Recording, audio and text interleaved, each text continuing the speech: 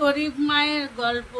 যখন মা গর্ভবতী হলেন তখন সবাই বাড়িতে ছিল আনন্দ, যে ঠাকুমা বলতো রাজপুত আসবে, রাজপুত আসবে। যখন সেই মায়ের কন্যা সন্তান হলো তখন বলল, ও আর রাজপুত তো আসেনি, ভিখারি নিয়ে এসেছে বলে সেই মাকে, অভাগী মাকে সেই বাচ্চা কোলে নিয়ে বাড়ির থেকে বের করে দিল। সেই বাড়ির থেকে বেরিয়ে গিয়ে মা গেল বাপের বাড়িতে বাচ্চা কোলে নিয়ে। তখন তার মা তাকে কত কষ্ট যন্ত্রণা দিয়েছে, কিন্তু অন্য জায়গা বেরিয়েছে কাজে তার বাচ্চাকে বাঁচানোর জন্য। সেই বাচ্চা অনেক পরিশ্রম করে সেই বাচ্চাকে বাঁচিয়ে মানুষ করে যখন সে বাচ্চা বুঝতে শিখলো, তখন সে নিজে সেই বাচ্চাই কাজ করে তাকে অনেক আদর স্নেহ ভালোবাসা দিয়ে মাকে রেখেছিল। মা যখন পরকালে চলে গেল,